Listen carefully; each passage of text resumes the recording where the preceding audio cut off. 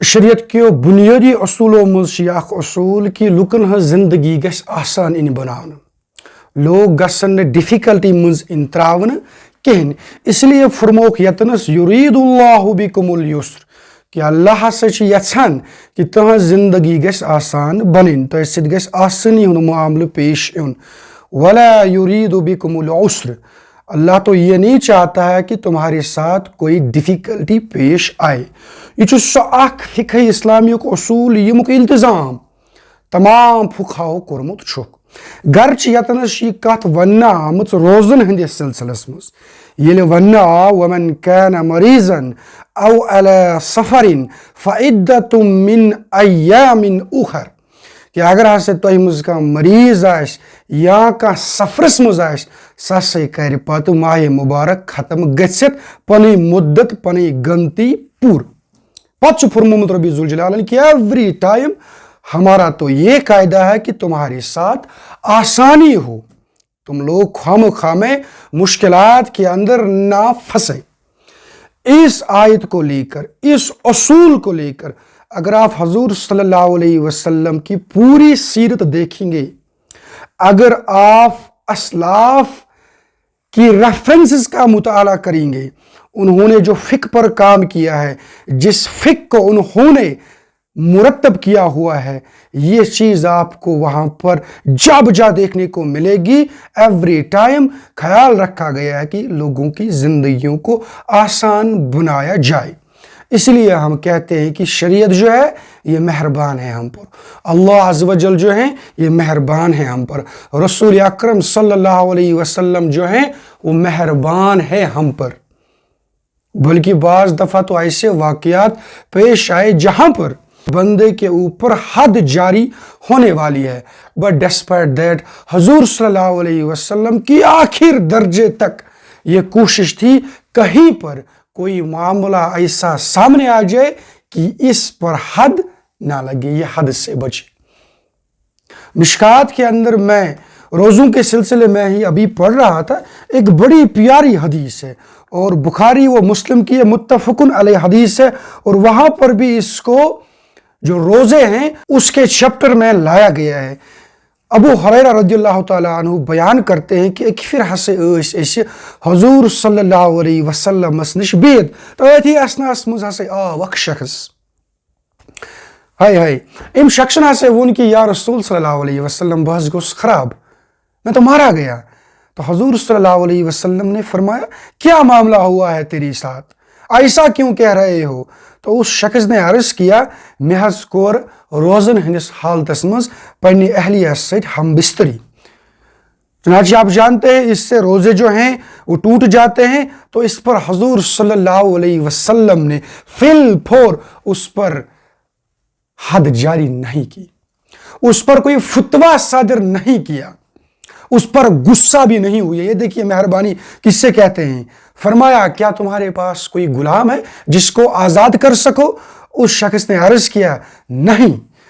اس کے بعد آپ صلی اللہ علیہ وسلم نے دوسرا سوال پوچھا کیا تم 2 ماہ تک لگاتار روزے رکھ سکتے ہو تو اس شخص نے کہا نہیں جناب میں ایسا بھی نہیں کر سکتا ہوں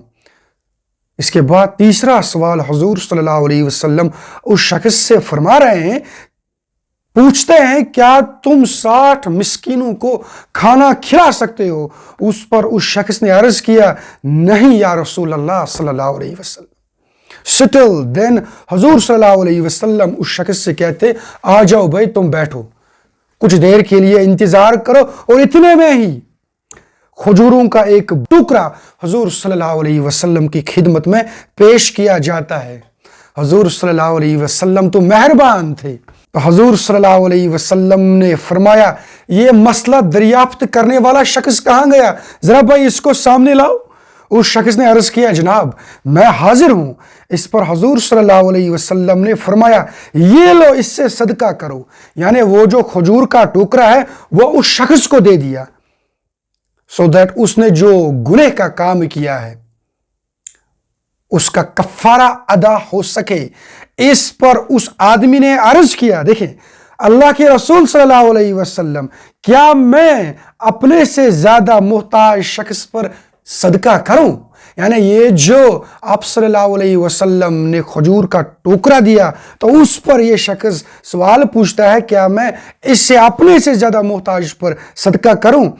مزید کہتے ہیں کہ یا رسول اللہ صلی اللہ علیہ وسلم، اللہ کی قسم مدینے کے دو پتھریلے کناروں کے درمیان کوئی ایسا گھر نہیں جو میرے گھر والوں سے زیادہ ضرورت مند ہو۔ یعنی اب اس شخص نے یہ بالفاظ دیگر کہا کہ میں تو خود اس کا مستحق ہوں کہ میرے اوپر یہ صدقہ لگ جائے۔ اس پر حضور صلی اللہ علیہ وسلم اس قدر ہنسے کہ آپ صلی اللہ علیہ وسلم کے دانت مبارک ظاہر ہو گئے۔ پھر آپ صلی اللہ علیہ وسلم نے فرمایا جاؤ اس سے اپنے گھر والوں کو کھلاؤ۔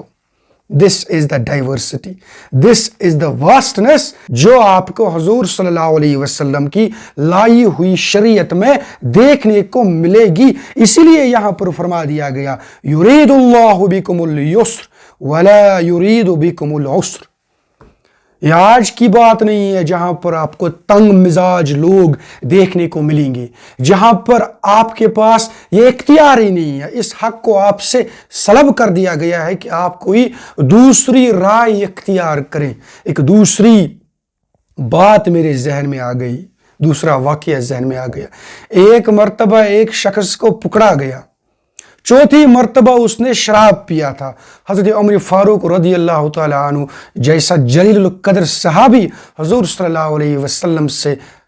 پوچھتا ہے یا رسول اللہ صلی اللہ علیہ وسلم مجھے حکم دیجئے میں اس کے ساتھ معاملہ نپٹاؤں۔ تو اس پر حضور صلی اللہ علیہ وسلم اس شخص کو معافی دیتے ہیں، اس لیے کہ وہ شخص حضور صلی اللہ علیہ وسلم سے بے پناہ محبت کرتا ہے۔ آپ کو یہ بات معلوم ہونی چاہیے کہ خلیفہ ہارون رشید جب حج کرنے کے سلسلے میں مدینہ تشریف لائے، امام احمد بن حنبل کا دورہ تھا۔ خلیفہ وقت ان کے گھر چلے گئے، دو عرضداشت پیش کی۔ پہلی کہ میرا جو بچہ ہے اس کے لیے آپ کوئی مدرسہ قائم کریں۔ اس پر امام احمد بن حنبل ان سے کہتے ہیں کہ علم جو ہے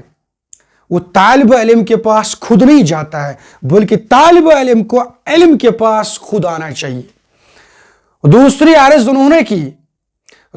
عرض انہوں نے پیش کیا کہ میں چاہتا ہوں اپنی پوری جو خلافت ہے اس میں آپ کا فقہ نافذ کروں۔ چنانچہ مختلف ملکوں میں، مختلف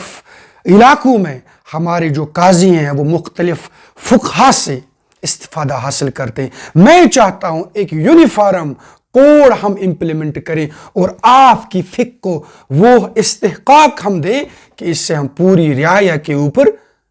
نافذ کر دیں۔ اس پر احمد بن حنبل رحمت اللہ علیہ اجازت نہیں دیتے ہیں۔ یہ ہے بڑوں کی شان۔ ہو سکتا ہے اس وقت ان کے دل میں یہ بات بیٹھی ہوئی ہوگی کہ اس سے تو میری فقہ کا بول بالا ہوگا، میرے نام کا بول بالا ہوگا، بٹ ڈسپائٹ دیٹ یہ جو اسلاف ہیں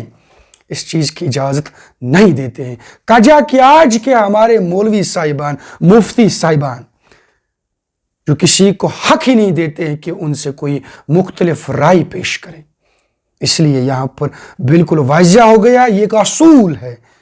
شریعت کا، فقہ اسلامی کا، that whenever، بلکہ اس پر حضور صلی اللہ علیہ وسلم نے آج خود فرمایا کہ جب بھی مجھے اللہ کی طرف سے دو آپشنز کسی معاملے کو لے کر دیے گئے، میں نے ہمیشہ اس آپشن کو آپٹ کیا جو کہ اختیار کرنا آسان ہو، اس میں پریشانی نہ ہو۔ اس لحاظ سے وقت کا تقاضا ہے، آج اس بات کی ضرورت ہے کہ دین کو وسیع کریں۔ دین جو لوگ پیش کر رہے ہیں ان سے گزارش ہے کہ براہ مہربانی جو اپنے ذہن کے دریچے ہیں انہیں ذرا کھولیے، اپنے اندر اپنے مخالف کو بھی سموئیے، اختیار دے دیں اس کو کہ وہ آپ کے خلاف زبان استعمال کریں۔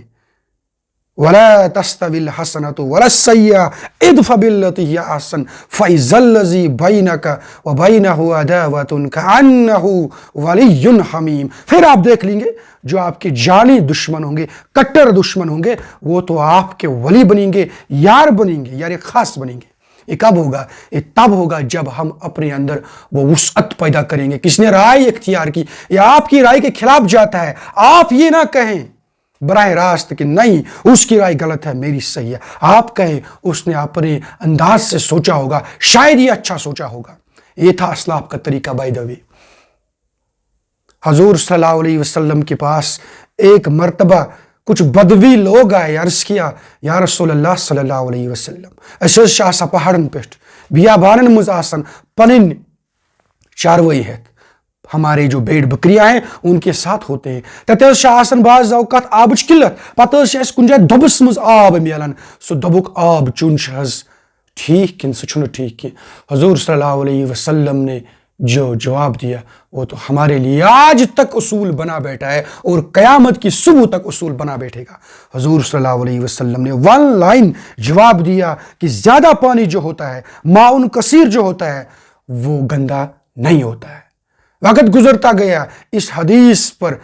امام ابو حنیفہ کی نظر پڑی. امام ابو حنیفہ اس علاقے میں رہتے ہیں جس علاقے کے ایک طرف دریائے دجلہ بہتا ہے اور دوسرے طرف دریائے فرات بہتا ہے. آپ نے معنی نکالا کہ ماؤن کثیر سے مطلب وہ پانی ہے جس پانی کے ایک طرف اگر آپ لہر اٹھائیں وہ لہر دوسری سمت یا دوسرا جو اس کا کنارہ ہے وہاں پر نہ پہنچ پائے. یہی حدیث جب امام مالک کے پاس پہنچتی ہے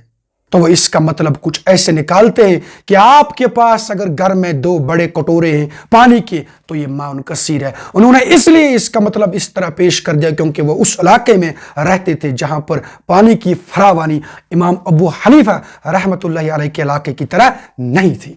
اینڈ دین انہوں نے آپس میں یہ نہیں کہا کہ اس کا کہنا صحیح ہے، سوری غلط ہے، میرا کہنا صحیح ہے. اس طرح کی کئی ساری روایات آپ کو ہم آہنگی کے سلسلے میں دیکھنے کو ملیں گی. میں سمجھتا ہوں جن مسائل پر، جن ایشوز پر آج ہم لڑتے ہیں بڑھتے ہیں، یہ کچھ بڑے مسئلے نہیں ہیں. یہ اصل میں ہمارے ذہن کا برا سوچنا ہے، ہمارے اندر کا اناد ہے جس کو ہم پیش کرتے ہیں.